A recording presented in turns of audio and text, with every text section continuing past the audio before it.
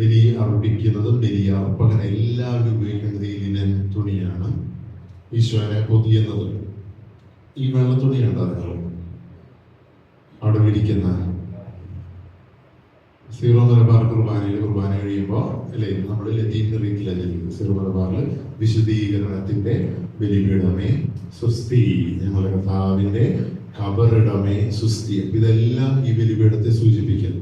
ഈ ബലിപീഠത്തിന്റെ വിരി സൂചിപ്പിക്കുന്നത് തിരുക്കച്ചയും കൂടെ ഈശോയുടെ ശരീരം പൊതിഞ്ഞ തുണി അല്ലെങ്കിൽ ഈശോ ഉടുപ്പിച്ചത് അതെല്ലാം ഈ വെള്ളത്തുണി സൂചിപ്പിക്കും. അതിന്റെ മീതെയാണ് ബലി അർപ്പിക്കുന്നത്.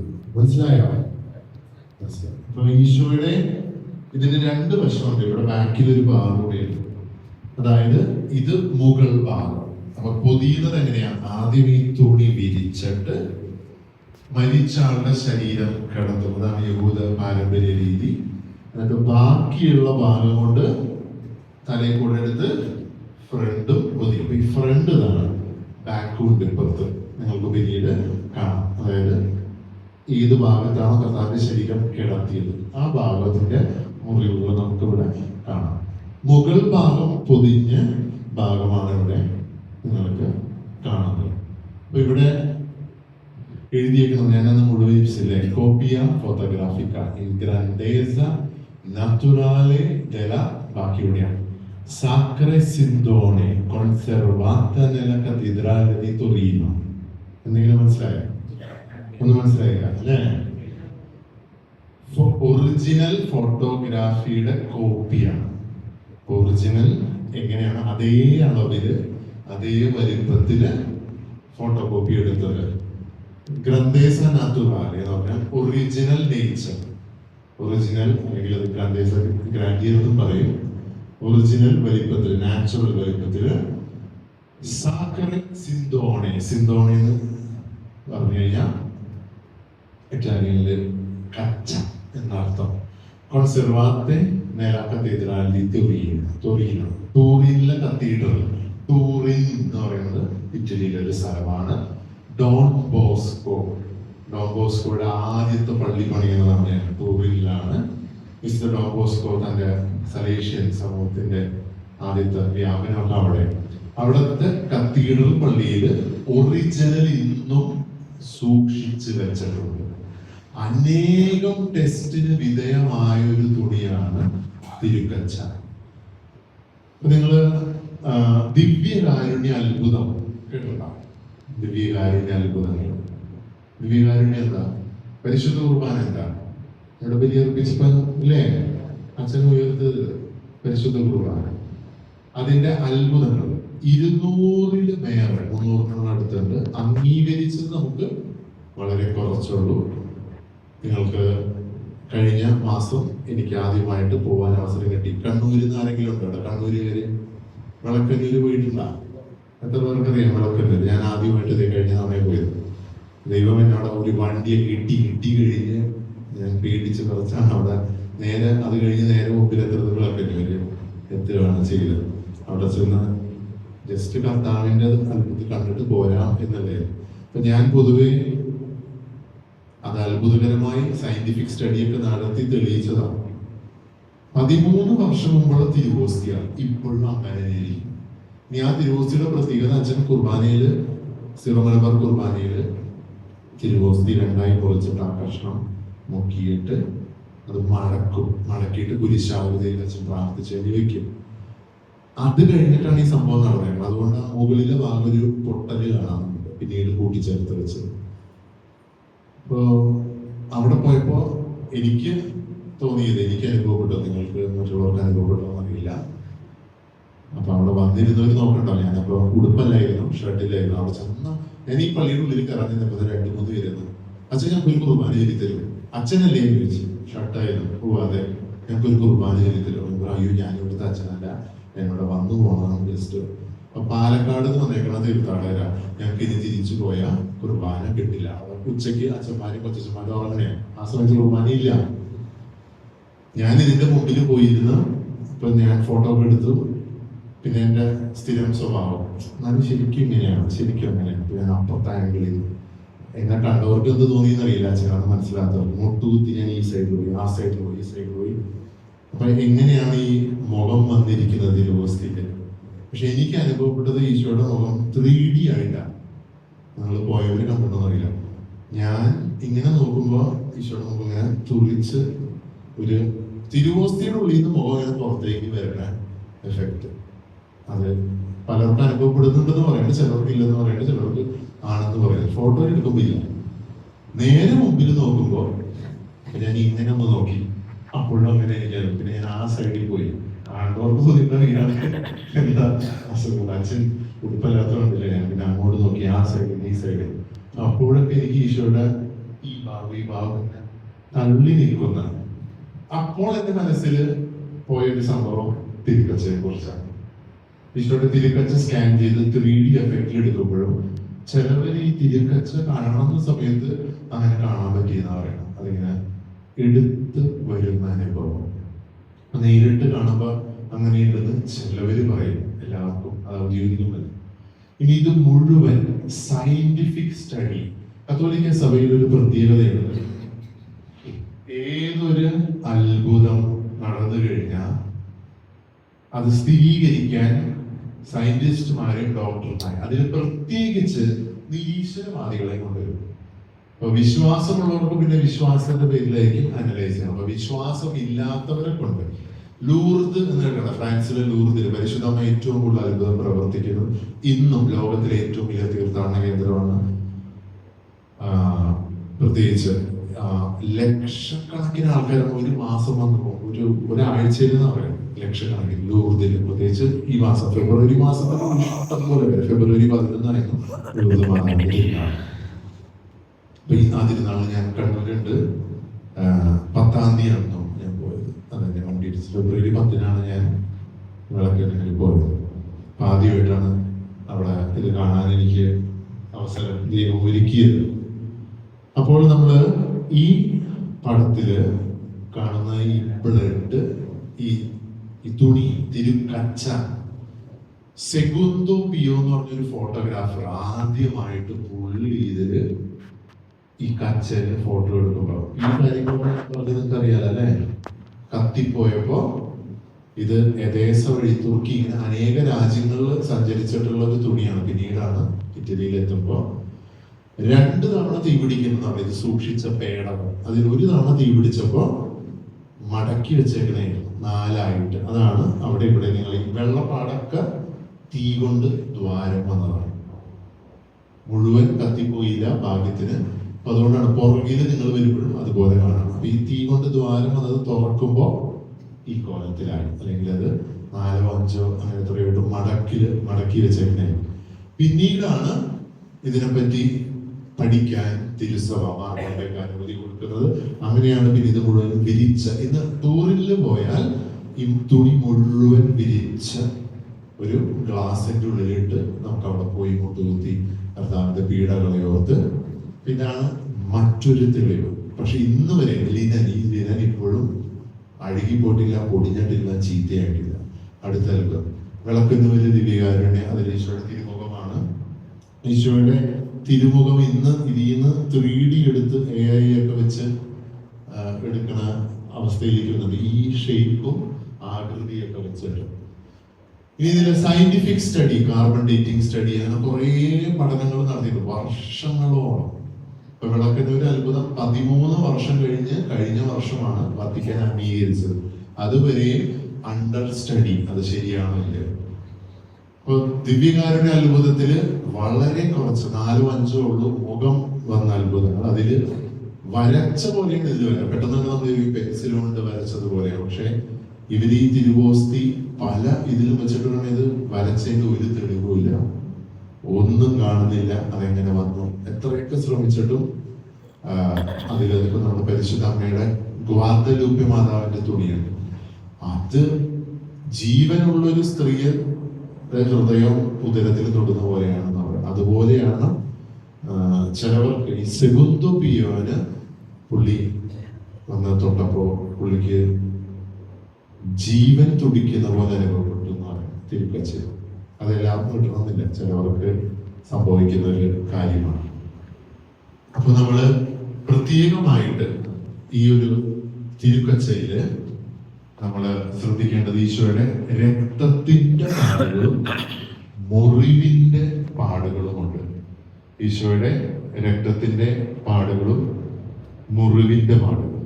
അപ്പൊ ഇതാണ് നമ്മൾ കാണുന്നത്.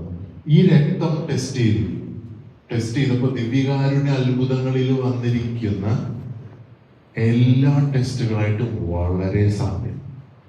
ഇപ്പൊ ബ്ലഡ് ഗ്രൂപ്പ് AB പോസിറ്റീവ്, ഈശോയുടെ ബ്ലഡ് ഗ്രൂപ്പാണ് AB പോസിറ്റീവ്. എല്ലാ ദിവ്യകാരുണ്യ അത്ഭുതങ്ങളിൽ എവിടെയൊക്കെ ഈശോയുടെ അപ്പം മുറിച്ചപ്പോൾ രക്തം മാംസം വന്നിട്ടുണ്ടോ, ഇത് ഈ കഴിഞ്ഞ വർഷം നമുക്ക് കേരളത്തിൽ വീണ്ടും ഒരെണ്ണം കൂടെ നടന്നു. മാടവന എന്ന് പറയുന്ന സ്ഥലത്ത്, ലത്തീൻ പള്ളിയിലാണ്, ലാറ്റിൻ പള്ളിയിൽ മാടവനയില് ഒരു കുട്ടിക്കാണ് അവൾ നാവില് സ്വീകരിച്ചപ്പോൾ അത് വീണ്ടും ഇപ്പോൾ പഠനത്തിന് അയച്ച് കൊടുത്തിട്ടുണ്ട്. വത്തിക്കാൻ സ്റ്റഡിയാണ്. ഈ കുട്ടിയുടെ നാവില് വന്നു, അത് പിന്നെ എടുത്തു വെച്ചു. ഈ തിരുവോസ്തി എടുത്തു വെച്ചത് പിന്നീട് ഒരു മനുഷ്യ ശരീരത്തിന്റെ ഫ്ലഷ് പോലെ, ശരീര കഷ്ണം പോലെയായി. അത് വീണ്ടും സഭ ഇനി കുറെ വർഷങ്ങൾ എടുക്കും. ഒരു ദിവസം കൊണ്ടൊന്നും ഒരിക്കലും സഭ ഒരത്ഭുതത്തെയും സ്ഥിരീകരിക്കില്ല. എല്ലാവിധ പഠനങ്ങളും അതിൽ അവസാനം വിശ്വാസമില്ലാത്ത ഡോക്ടേഴ്സും സയന്റിസ്റ്റും കൂടെ അതിനകത്ത് പഠിച്ച് ഇത് അസാധാരണമാണ്, ഇത് ദൈവീകമാണ്, ഇതിനകത്ത് മാനുഷികമായി ഒന്നുമില്ലെന്ന് ഉറപ്പ് വരുത്തിയാലേ സഭയെ അത്ഭുതമായിട്ട് പ്രഖ്യാപിക്കുള്ളൂ. അതുവരെ അല്ലെങ്കിൽ അത്ഭുതമായിട്ടില്ല. അങ്ങനെയാണ് നമ്മുടെ വിളക്കങ്ങളിൽ സംഭവിച്ചത്. അപ്പോൾ ഈശോയുടെ ഈ തിരുമുഖമാണ് ഇപ്പൊ പൊതുവെ നമ്മുടെ മുഖത്തിന്റെ ഇതിനായിട്ട് ഇത് പതിഞ്ഞത് വെച്ച്. Blood group AB positive. ഏതാണ്?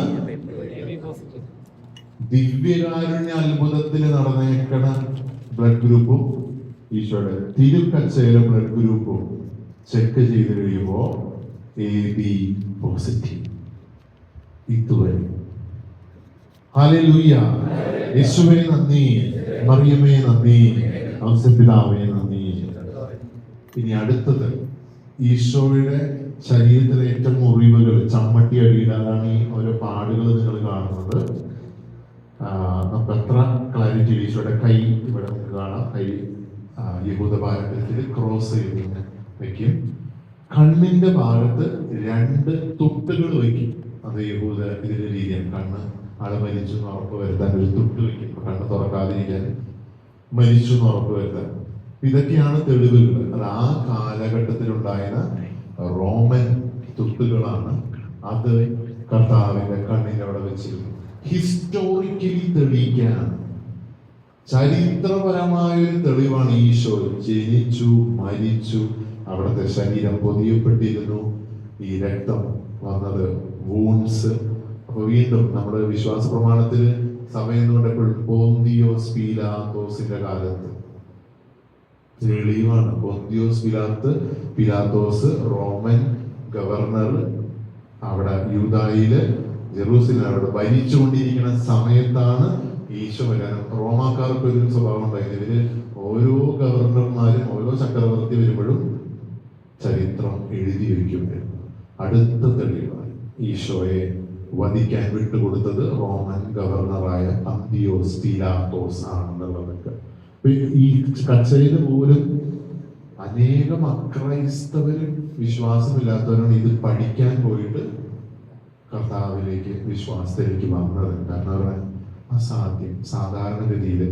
ചിലർ പഠിച്ചിട്ട് പറയാം, ഇത്രയും പീഡകളേറ്റ് അതായ ഒരാള് പെട്ടെന്ന് മരിക്കേണ്ടതാണ്. കർത്താവിന്റെ ഇത്രയും ചമ്മട്ടിയടി, ഇത്രയും രക്തം ചിന്തിയ ഒരാള്. അതുപോലെ ഈശോയുടെ തിരുവിലാവിലെ മുറിവ്, തലയിലെ ബ്ലഡ് സ്റ്റെയിൻ കുറച്ചും കൂടെ ക്ലിയർ ആയിട്ട് നമുക്ക് കാണാം. പക്ഷെ ആ സമയത്ത് പൊളിറ്റിയുടെ ഊരി മാറ്റുന്നുണ്ട്. അടക്കുന്ന സമയത്ത് ഈശോയുടെ കയ്യിൽ കുത്തിയ ആണികൾ എടുത്തു മാറ്റുന്നുണ്ട്. എന്നിട്ടാണ് ഇറക്കിക്കൊണ്ടിരുന്നത്. ശരിക്കും മനുഷ്യനെന്ന് തോന്നിക്കാൻ പറ്റാത്ത വിധം വിരൂപനായിരുന്നു. ചമ്മട്ടി കൊണ്ടില്ലേ, നമുക്ക് ഒരു പിന്ന് കുത്തിക്കേറിയാൽ നമ്മൾ എന്ത് പറയും? നമ്മൾ അയ്യോ അമ്മയെ ചോര പിന്നെ പറയണം. ഞാൻ ചെറുപ്പത്തിൽ അങ്ങനെയായിരുന്നു. ഭയങ്കര ബഹളവും ഒച്ചപ്പാടും 100 ഏതാണ്ട് മരം ഇടിഞ്ഞു വീണ പോലെ. ഇപ്പൊ നമുക്ക് ചിലപ്പോ അത്രയും വരില്ലായിരിക്കും. പക്ഷെ ഈശോ ഇട്ട ചമ്മട്ടിയടി മാത്രം മുൾക്കിരീടം നിങ്ങൾ സിനിമ കണ്ടിരുന്നാണ് കണ്ടുപോയി. ഞാൻ പറഞ്ഞില്ല, അതിന് പോലും 90% പോലും വന്നിട്ടില്ല കർത്താവ് ശരിക്കും അനുഭവിച്ചതിന്റെ മുൾക്കിരീടം മുഴുവനാണ്. അതാ ഈ തിരുക്കച്ചയിൽ നിന്നാണ് അവര് കൺക്ലൂഡ് ചെയ്ത ഈശോയുടെ തലയിൽ വെച്ച മുൾക്കിരീടം ഹെൽമെറ്റ് പോലെയായിരുന്നു മുഴുവനും. അപ്പോൾ അത്രയും, അത് ഒരു തവണയല്ല, പല തവണ, 3-4 തവണ കുത്തിയിറക്കി, ഊരി മാറ്റി, കുത്തിയിറക്കി. കർത്താവിന്റെ വസ്ത്രം ധരിപ്പിക്കുമ്പോൾ ഈ കുരിശിന്റെ വഴിയിൽ നിങ്ങൾ ധ്യാനിക്കാൻ പോകുമ്പോൾ ആദ്യം ചമ്മട്ടിയടി, അത് കഴിഞ്ഞ് വീണ്ടും ഈ വസ്ത്രം ഊരണ സമയത്ത് ഇത് ഊരി മാറ്റി വീണ്ടും തലയിലേക്ക് അടിച്ചു. ഓരോ സ്ഥലത്ത് പോകുമ്പോൾ കയ്യപ്പാസിന്റെ അടുത്ത്, അനാസിന്റെ അടുത്ത് അതിക്രൂരമായി. അതുകൊണ്ടാണ് ഈശോയുടെ കുരിശിന്റെ അപ്പുറവും തറയ്ക്കപ്പെട്ടവര് മരിച്ചില്ല. കാരണം അവർക്ക് ഈ പീഡനങ്ങളൊന്നും ഏറ്റില്ല. റോമൻ നിയമപ്രകാരം ചമ്മട്ടിയടി ഏറ്റവന് കിരീടം വയ്ക്കാൻ പാടില്ല, മുൾക്കിരീടം വെച്ചവന് ചമ്മട്ടി കൊടുക്കാൻ പാടില്ല. ഇത് രണ്ടും കിട്ടിയവന് കുരിശിൽ തറപ്പിക്കപ്പെടാൻ പാടില്ല. പക്ഷെ എല്ലാം അതിലംഘിച്ചു കർത്താവ്. എല്ലാ അന്യായം, ഒന്നിനുമെതിരെ ഒന്ന് അന്യായം. നമ്മൾ ചെയ്യുന്ന അനീതിക്ക് വേണ്ടിയാണ് കർത്താവ് ഈ അനീതി മുഴുവൻ കർത്താവിനോട് ചെയ്തത് ഏറ്റെടുത്ത് നമ്മുടെ പാപങ്ങൾക്ക് പരിഹാരം ചെയ്യാൻ. ഹല്ലേലൂയ. യേശുവേ നന്ദി, മറിയമേ നന്ദി, പിതാവേ നന്ദി. ഇതാണ് ബ്ലഡ് ഗ്രൂപ്പ് AB പോസിറ്റീവ്. ഇനി ഈ ബ്ലഡ് അവർ ടെസ്റ്റ് ചെയ്തതാണ്. തുണിന്ന് അവർ ചിരണ്ടിയെടുത്ത് ഈ ഒറിജിനലിൽ നിന്ന് ടെസ്റ്റ് ചെയ്തപ്പോ ഒരു പുരുഷന്റെ രക്തം AB പോസിറ്റീവ്. അവരപ്പോ ക്രോമസോം ചെക്ക് ചെയ്തു. ഇന്ന് ക്രോമസോം ചെക്കിംഗ് ഉണ്ട്, നിങ്ങൾ കേട്ടിട്ടുണ്ടോ എന്നറിയില്ല അല്ലെ? പുരുഷന്മാർക്കൊക്കെ XY ക്രോമസോം ഉണ്ട്, സ്ത്രീകൾക്കൊക്കെ XX ക്രോമസോം. ഒരു കുഞ്ഞ് ആണാവാനും പെണ്ണാവാനുള്ള ഉത്തരവാദി ആരാ? പുരുഷനാണ്. ഒരു കുഞ്ഞ് ഒരു അമ്മയുടെ ഉദരത്തിൽ ആൺകുട്ടിയാണോ പെൺകുട്ടിയാണോ, അതിന്റെ പൂർണ്ണ ഉത്തരവാദിത്വം പുരുഷനാണ്. കാരണം പുരുഷന് മാത്രമേ XY ക്രോമസോം, പുരുഷന്റെ X ക്രോമസോം സ്ത്രീയുടെ X ക്രോമസോം കൂടി ചേർന്നാൽ കുട്ടി പെൺകുട്ടിയാവും. പുരുഷന്റെ Y ക്രോമസോമും സ്ത്രീയുടെ X ക്രോമസോമും കൂട്ടി ചേർന്നാൽ കുട്ടി ആൺകുട്ടിയാവും. അപ്പോൾ ഈ ബ്ലഡ് ക്രോമസോം ടെസ്റ്റ് ദിവ്യകാരുണ്യ അത്ഭുതങ്ങളിലും നടത്തിയിട്ടുണ്ട്, തിരുക്കച്ചയിലും നടത്തി. അപ്പോൾ അവരെന്താ കണ്ടേന്നറിയോ? എന്താ കണ്ടേ? ഈശോ ജനിച്ചത്, ഈശോയ്ക്ക് ഭൂമിയില് അപ്പൻ ഉണ്ടായിരുന്നു, വളർത്തുപിതാവ് ഔസേപ്പിതാവ്. ശാരീരിക ജനനത്തിന് അപ്പൻ ഉണ്ടായിരുന്നു ഇല്ല. അപ്പൊ ഈശോയ്ക്ക് എന്ത് വരും? നമുക്കൊക്കെ, നിങ്ങൾ ഇരിക്കുന്നവരൊക്കെ ചെക്ക് ചെയ്താൽ XY ക്രോമസോം ആണ്. ധൈര്യമായിട്ട് പോയി നിങ്ങൾ ബ്ലഡ് ടെസ്റ്റ് നടത്തിക്കോളാം, ചോദിച്ചോളാം എന്റെ ക്രോമസോം ടെസ്റ്റ്. ഇന്ന് ചിലര് പറയാറുണ്ട് ഇല്ലേ, നമ്മള് ട്രാൻസ്ജെൻഡർ, LGBTQ, അത് ഇത് ഞങ്ങൾക്ക് സ്ത്രീകളെ പോലെ തോന്നുന്നു. ക്രോമസോം ടെസ്റ്റ് ചെയ്താൽ മതി, നീ ആരാന്നറിയും. നിനക്ക് XY ക്രോമസോം ആണോ, അതവിടെ സ്ത്രൈണ സ്വഭാവം ഉണ്ടെങ്കിൽ എന്തുണ്ടെങ്കിലും പുരുഷനാണ്.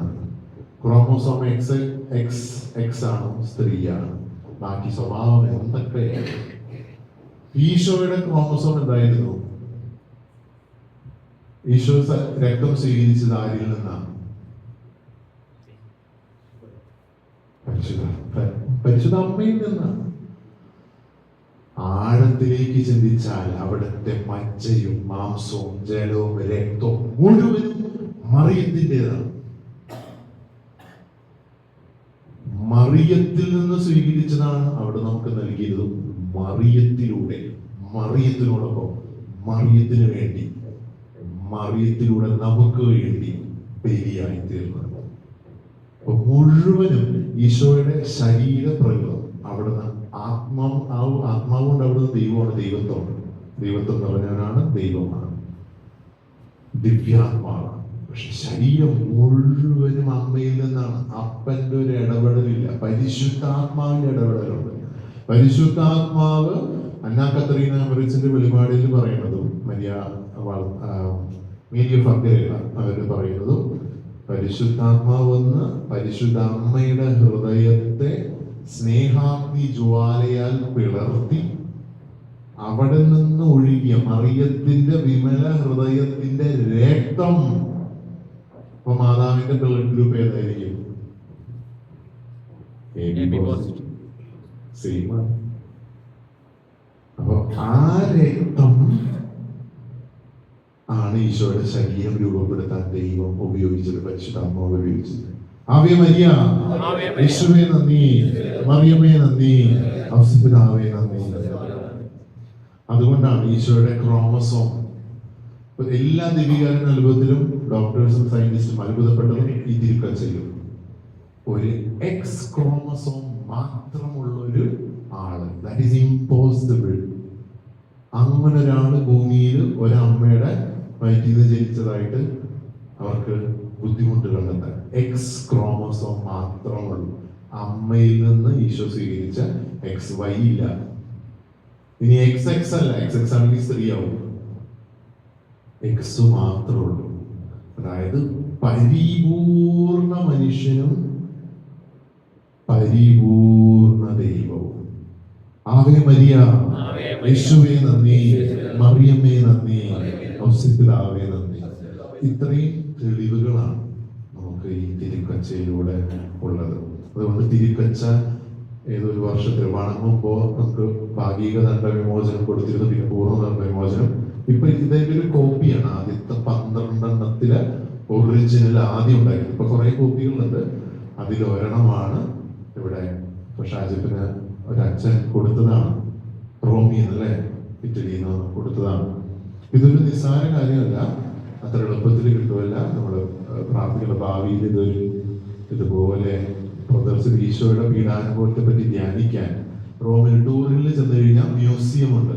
മ്യൂസിയത്തിൽ ഈശോയെ ക്രൂശിക്കാനും എല്ലാത്തിന്റെ ഒരു കോപ്പി അവിടെ ഇങ്ങനെ ഉണ്ടാക്കി വെച്ചിട്ടുണ്ട്. കർത്താവിനെ ഉപയോഗിച്ച മുൾക്കിരീടത്തിന്റെ എല്ലാം ഈ തിരുക്കച്ച വെച്ച് നടത്തിയ സ്റ്റഡിയിൽ കണ്ടെത്തിയ ഓരോ കാര്യങ്ങൾ. മുള്ളിന്റെ അംശം, മുള്ളിന്റെ നീളം, ഈ തിരുക്കച്ചയുടെ പഠനമാണ് ഏകദേശം അവരെ നയിച്ചത്. ഓരോ മുള്ളുകളും ഇത്രയും ഇതിൽ കൂടുതൽ നീളം ഉണ്ടായെന്ന് പറയാം. കുത്തിക്കയറിയത്, കുത്തിയിറങ്ങിയത്. ഇവിടെ നമുക്ക് കാണുന്നില്ലെങ്കിലും ഇവര് ക്രോസ് അനാലിസിസ് നടത്തി പറയുന്നത് ഇവിടെ ഒരു തലയിൽ തുളകളുള്ള ഒരാളെ പൊതിഞ്ഞ തുണിയാണ്. അതായത് മുൾക്കിരീടം തറച്ച് ഊരിയെടുത്തപ്പോ വന്നേക്കുന്ന തുളകൾ അതുവരെയും ഇതിലവർക്ക് തെളിഞ്ഞു കിട്ടി. അപ്പൊ അത്രമാത്രം ദാരുണമായ പീഡസഹനം സഹിച്ചാണ് കർത്താവ് നമുക്ക് വേണ്ടി മരിച്ചത്. എല്ലാവരുടെയും ഈശോ പറയുന്നത് എല്ലാ മക്കളുടെ പാപത്തിന് പരിഹാരം ചെയ്യാൻ അവിടെ നിന്ന് ഇനിയും തയ്യാറാണ്. ഒറ്റൊരു കാര്യം, എളിമപ്പെട്ട് അനുദപിക്കുക. കർത്താവിന് അത് മാത്രം മതി, വേറെ ഒന്നും വേണ്ട. ഹൃദയ പരമാർത്ഥതയോടെ പശ്ചാത്തപിച്ച് തിരിച്ചു വന്നാൽ അവിടെ നിന്ന് ആരെയും സ്വീകരിക്കും. നമ്മുടെ സുവിശേഷത്തില് ശക്തമായ വാക്കായിരുന്നു കർത്താവിന്റെ. പക്ഷെ അപ്പോഴും കർത്താവ് പറയുന്നുണ്ട്, എനിക്ക് ദാഹിക്കുന്നു. കുരിശിൽ കിടന്ന ആത്മാക്കളുടെ രക്ഷയ്ക്കായിട്ടുള്ള ദാഹം.